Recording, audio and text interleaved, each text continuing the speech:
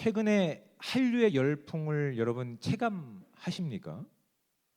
잘 모르시죠? 나가봐야 이제 한국 밖에 나가봐야 이제 체감할 수 있게 될 텐데 한류 열풍이 엄청나다고 합니다. 그래서 뭐 대한민국 드라마라든지 대한민국에서 뭐 이렇게 생산되는 라면이라든지 이런 것들이 뭐 엄청나다고 하는데 이런 한류가 이렇게 전 세계로 퍼져나갈 때 단점도 있습니다. 단점 같은 건 이제 저 같은 사람은 한국 사람으로 인정받지 못하는 거죠.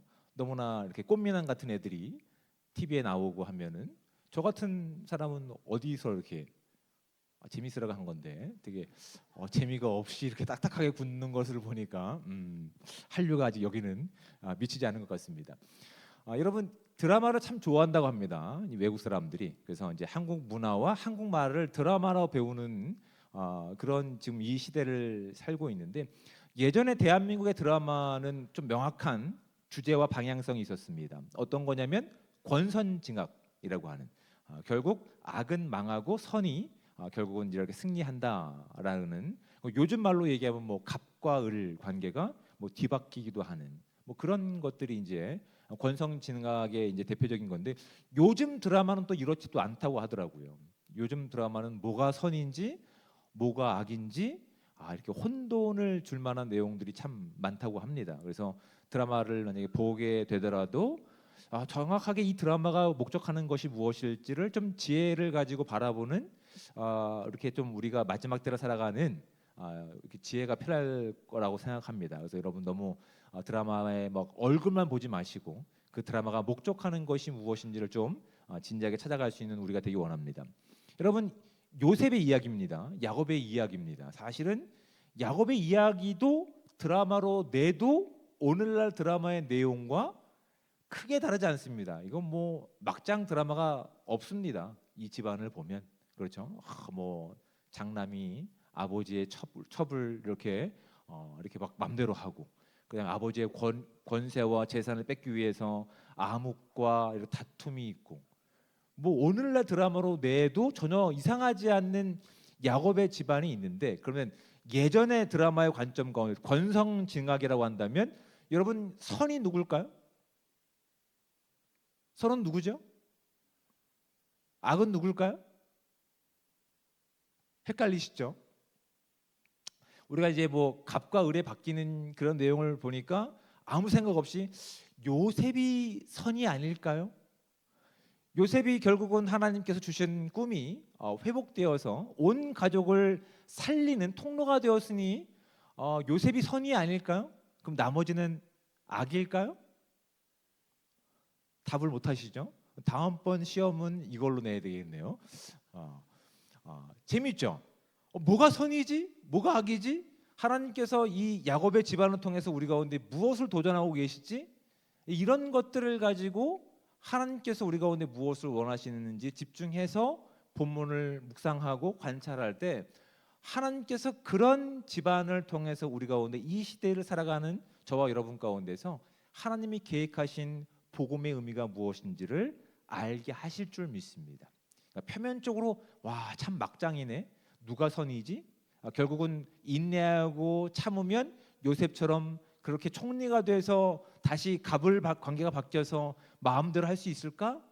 이제 이런 것이 아니라는 사실을 말씀을 통해서 이제 확인할 수밖에 없게끔 하나님이 너무나 완벽한 각본을 세우시고 지금 그 내용들을 진행해 가고 계시는 거예요. 하나님께서는 이 일을 위해서 먼저 누구를 선택하셨냐면 야곱을 먼저 선택하시고 그 이름을 뭐로 바꾸셨습니까? 이스라엘로 바꾸신 거예요. 그래서 오늘 본문에 보면 야곱의 또 다른 이름인 이스라엘이 중복해서 사용되는 경우가 있습니다. 그러니까 정확하게 왜 이렇게 혼용해서 사용하실까? 이제 많은 학자들의 의견이 있습니다. 그러니까 이스라엘을 사용할 때에는 하나님께서 그에게 꿈을 주시고 그를 바꿔가실 하나님의 의지가 투영되기 때문에 야곱이라는 이름 대신 이스라엘을 사용했을 것이다라고 보는 학자들도 있습니다. 그 학자들의 견해입니다. 잘 몰라요, 사실은. 그것이 합쳐졌기 때문에 야곱과 같은 인생이지만 하나님의 의지가 하나님의 복음의 계획이 이스라엘 가운데 투영돼서 나왔기 때문에 성경의 기록자는 그것을 함께 사용하고 있는 것으로 보는 것이 복음주의 학자들의 견해입니다. 저도 여기에 동의합니다. 특별히 하나님의 의지가 반영됐다 이것도 있겠지만 지금 우리의 모습이 야곱이라고 하는 삶 가운데 투영되어 있지만 맞물려 어떤 모습이 있습니까? 그런 야곱을 바꿔서 하나님의 꿈이 우리의 인생 가운데 투영되기를 원하신 하나님의 의지가 있기 때문에 이 창세기의 저자는 이 야곱의 이름을 바뀐 이름과 혼용해서 여기 사용하고 있다라고 보는 것이 정신 건강에 좋습니다. 아니면 뭐 헷갈리니까 그 하나님께서 우리 가운데 우리의 인생을 바라보면 야곱의 인생이지만 그 가운데 하나님의 계획하심과 목적하심과 복음이 함께 일하고 계신 그 현장이구나.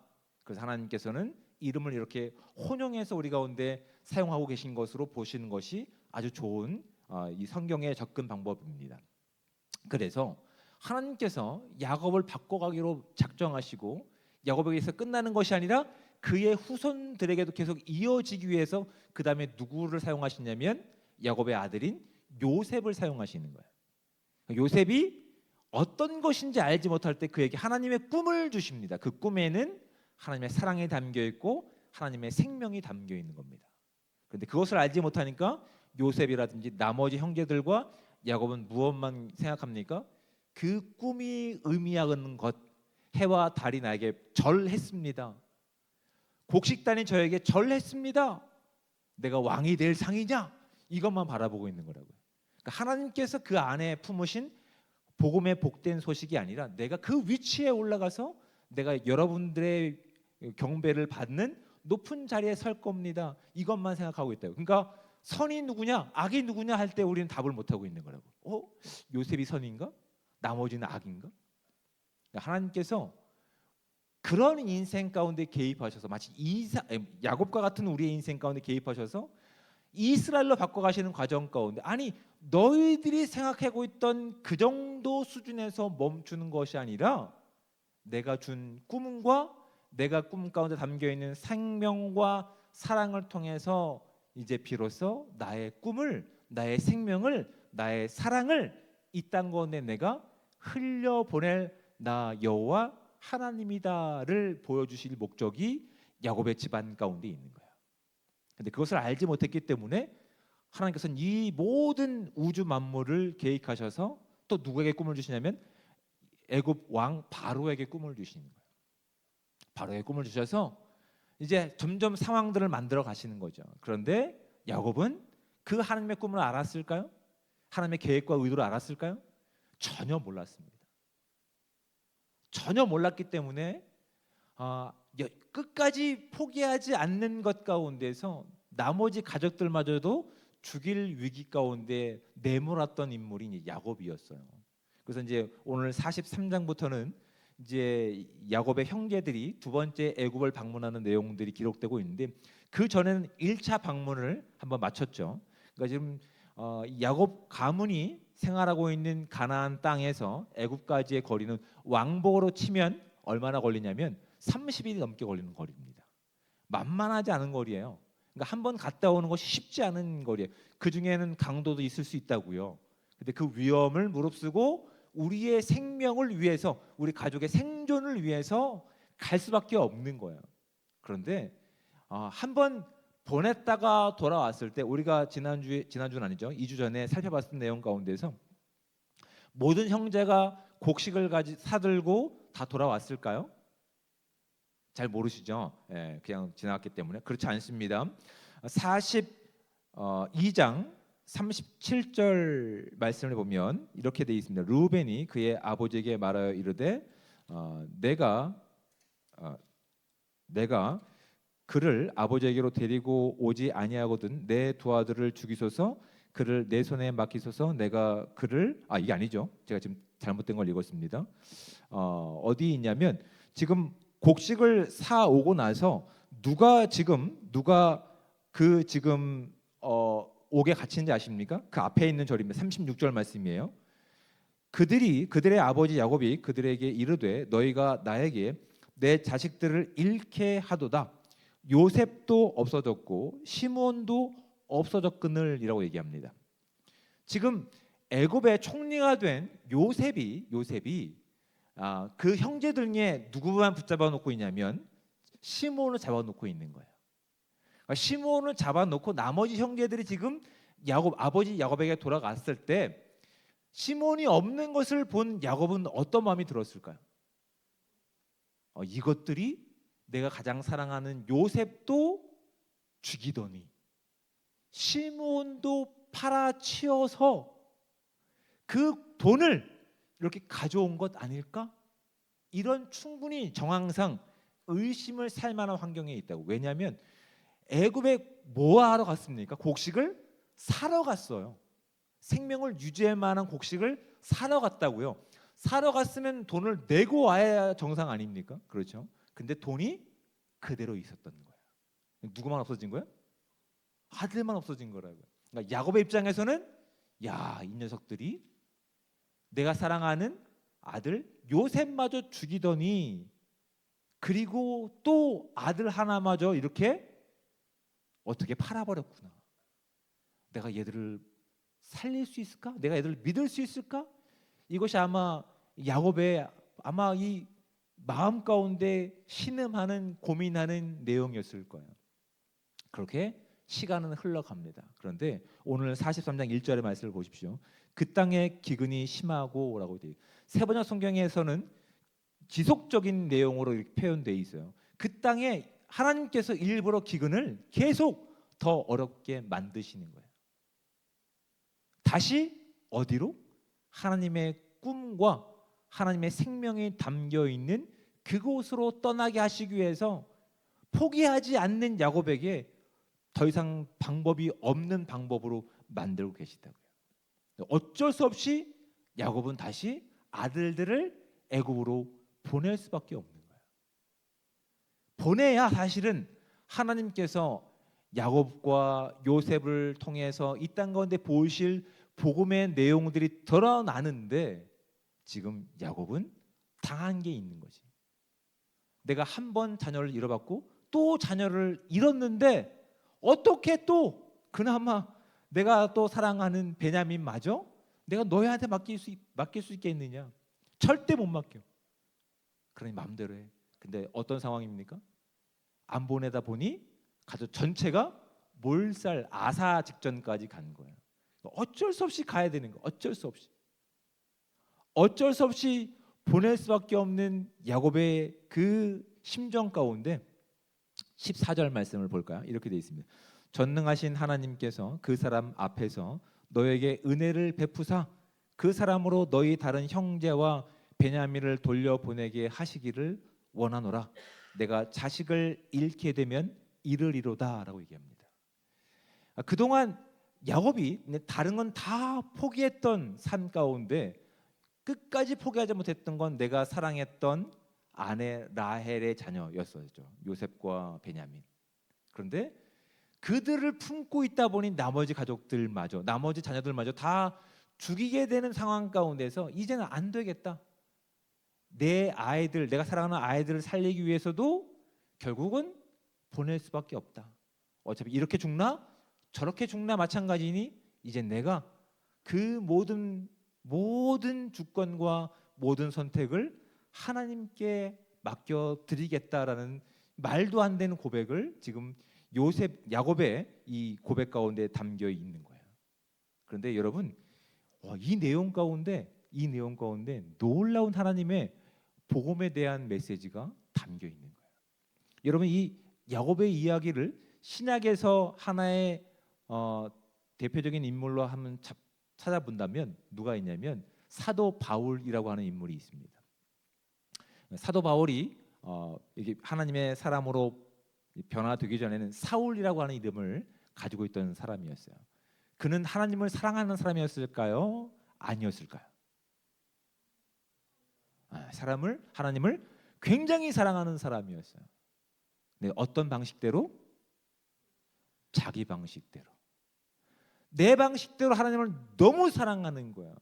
그래서 정말 하나님께서 이 땅 가운데 생명을 위해서, 사랑을 위해서 보내신 예수 그리스도를 그는 믿지 못하고 예수 그리스도의 부활을 살아가는 그 추종자들마저도 너무 미워하는 거예요. 그럼 이게 하나님을 사랑하는 걸까요? 아니죠. 근데 사울은 그것이 사랑한다라고 생각했던 거예요. 그래서 하나님을 그렇게 사랑하고 하나님의 생명을 살아가고 부활의 능력을 살아가는 스데반 집사가 죽어가는 그 현장 가운데서 사도 바울은 뭐라고 얘기합니까? 그 죽음을 마땅하게 여겼다라고 되어 있는 거예요. 여러분, 우리의 모습이 야곱의 모습과 변하기 전 사울의 모습과 다르지 않아요. 그는 하나님을 사랑한다라고 되어 있어요. 사랑한다고 고백했어요. 그것이 거짓말은 아니었어요. 그렇죠? 그런데 그 안에 무엇이 없습니까? 예수 그리스도의 꿈이 없어요. 생명이 없어요. 예수 그리스도의 이 땅을 사랑하는 사랑의 내용이 없어요.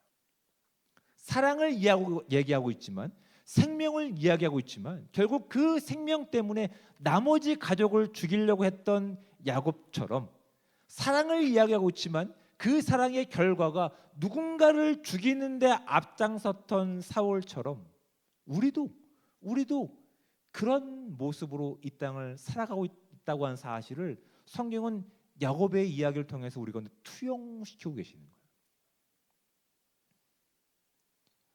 우리가 드러나지 않았던 하나님을 사랑한다는 모습 가운데 정말 하나님의 꿈과 생명과 사랑이 있는지를 야곱의 집안을 통해서 분명하게 보기를 하나님께서는 분명히 원하고 계시는 거예요. 끝까지 포기하지 않는 어떤 것들이 있어요. 어떤 사람들은 그렇게 얘기합니다. 목사님, 제가 언젠가는 교회 꼭 갈 겁니다. 제가 하나님을 모르고 있지 않습니다. 제가 하나님을 알고 있습니다. 그런데 제가 담배 피고서 어떻게 하나님께 예배할 수 있겠습니까?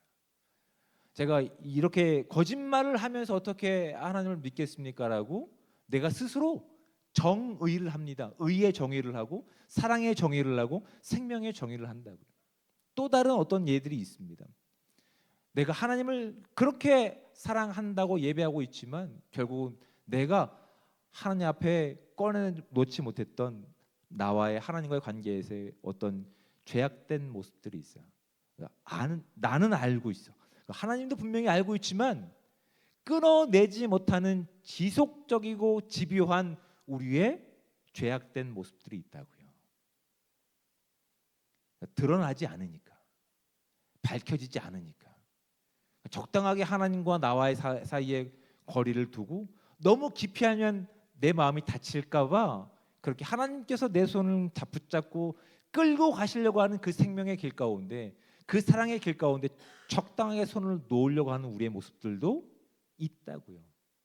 마치 야곱의 집안처럼. 근데 하나님께서는 누가 악인이고 누가 선인인지를 드러내시는 것이 아니라 악인 같은 야곱의 인생을 살아가는 저와 여러분 가운데, 오늘 이 시대 가운데 내가 너를 통해서, 네가 잘나서가 아니라 너희 안에 심어둔 내 복음, 내 생명의 씨앗을 통해서 너희뿐만 아니라 너희 주변 모든 사람들이 내가 가지고 있는 사랑을 누리기를 원한다. 생명을 누리기를 원한다. 이 꿈을 우리 가운데 지금 던져놓고 계신 거라고요. 그 꿈이 성취되기 위해서 야곱은 선택할 수밖에 없는 거라고. 어떤 선택을? 내가 끝까지 포기하지 않고 고집부렸던 무엇인가를 포기하기를 원하고 계신 거라고요.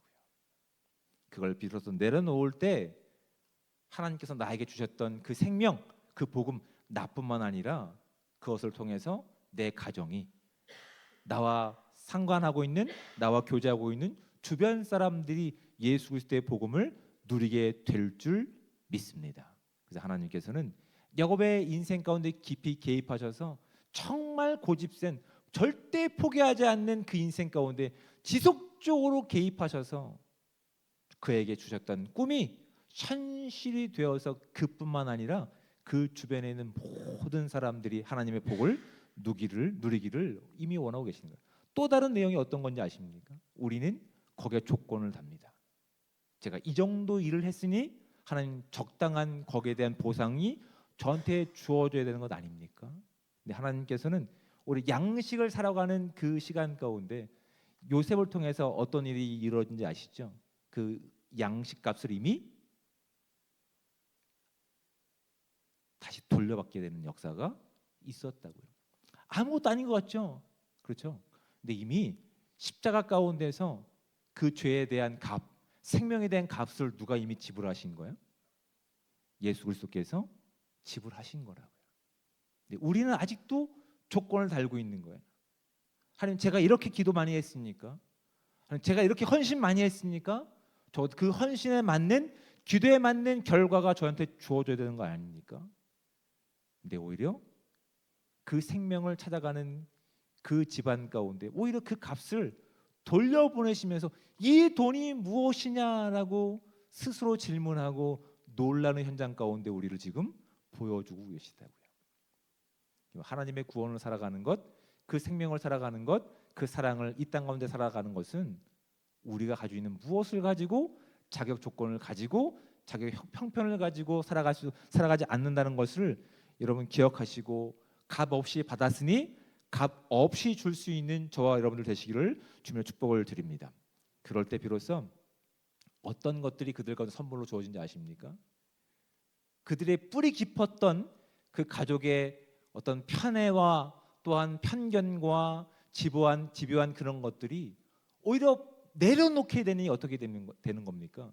오히려 애굽 땅에서 서로 형제가 용서하고 화해하고 사랑하는 진짜의 부흥이 이루어진다는 사실을 여러분 이제 확인하게 된다고요. 놀랍게도 비로소 포기해 보니, 비로소 내려놓고 보니 하나님의 그 계획과 주권 가운데, 그 십자가의 은혜 가운데서 어떤 것들이 있다고요?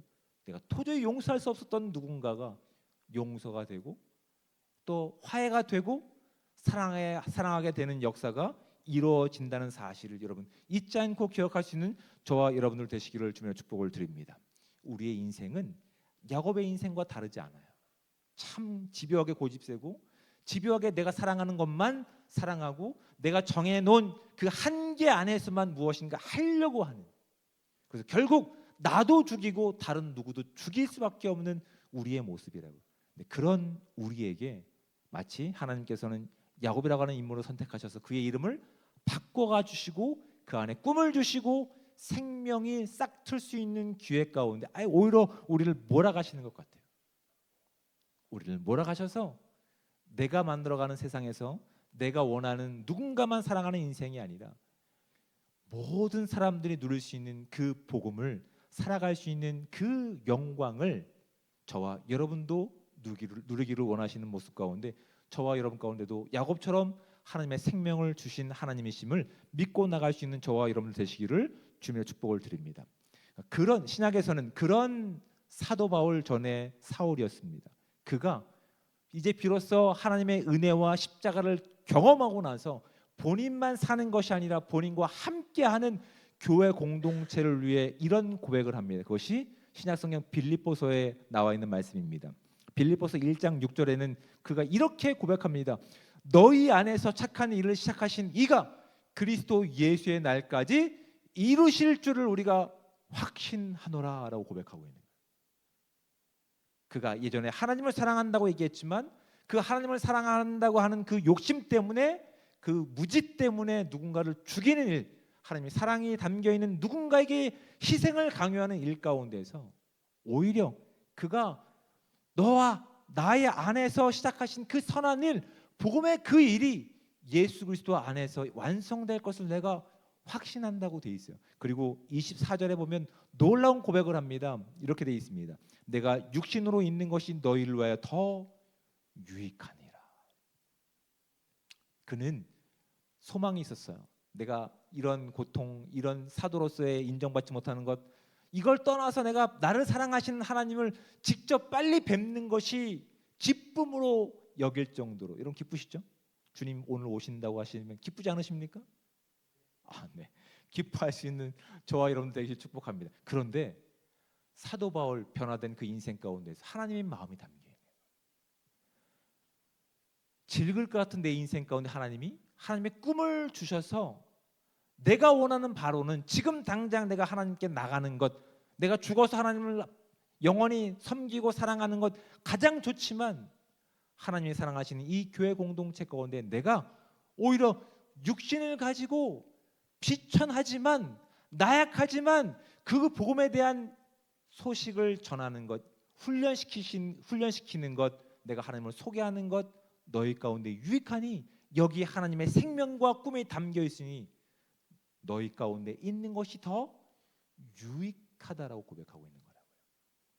하나님의 꿈이 비로소 사도 바울의 고백을 통해서 고백되고 있는 거예요. 내 개인적인 마음으로는 하나님을 만나는 것 나의 큰 영광이요 기쁨인데, 놀랍게도 하나님께서 그 안에 심겨 두셨던 이방인을 향한 하나님의 마음과 사랑과 생명이 이해가 되는 거예요. 개인적으로 나는 그렇게 가기를 원하지만 하나님이 나에게 주어진 생명, 이것이 나를 통해 너희 가운데 흘러가기를 원한다. 나는 유대인이야. 나에게는 유대인을 구원시키고 싶은 열망이 있어. 근데 하나님은 나의 한계를 넘어 그 땅을 보게 하셨어. 너희에게 흘러가기를 원하시는 하나님의 생명이 나에게 있어. 그러니 나를 내려놓고 하나님의 꿈이 나를 통해 너희 가운데 흘러가는 것, 이것이 하나님께서 우리 가운데 허락하신 놀라운 복음의 신비야 라는 고백을 빌립보 교회를 향해서 쓴 그의 서신서인 빌립보서 가운데 자세히 나와 있는 거예요.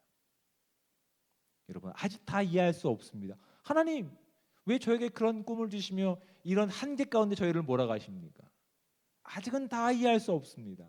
그런데 시간이 지나며 하나님은 나를 사랑하실 뿐만 아니라 동일하게 이 땅 하나님을 알지 못하는 모든 이들 가운데 그 사랑과 생명을 그렇게 보여주기를 원하셔서 저와 여러분 같은 사람들을 선택하셔서 그 복음을 살아내기를 꿈꾸고 기대하고 계십니다. 다만 그 꿈이 현실이 되기 위해서 우리가 확인해야 될 것이 무엇입니까? 우리가 포기하지 않았던 우리의 고집은 무엇인지, 한계는 무엇인지, 무지함은 무엇인지를 진작에 말씀 가운데 고백할 수 있는 이 시간 되기 원합니다. 그래서 우리 일생 가운데 깊숙이 개입하셔서 그 구원의 이야기를 투영시키시는 하나님을 자랑하며, 그것이 우리의 자랑이 되며 그분께서 우리 가운데 원하시는 뜻을 따라서 사도 바울처럼 내가 원하는 것이 있지만, 내가 원하는 것이 이 분명히 있지만 그것보다 하나님이 나를 통해서 그 이루시고자 하시는 그 생명, 그것을 더 유익하고 값진 인생임을 알고 내가 그것을 순종하며 나갈 수 있는 삶이 되기 원합니다. 나를 사용해 주옵소서. 그렇게 고백하며 나갈 수 있는 복되고 귀한 삶이 저와 여러분 가운데 함께 하시기를 주님으로 축복을 드립니다. 아멘. 자, 함께 나와서 결단의 찬양을 하신 후에 기도하도록 하겠습니다.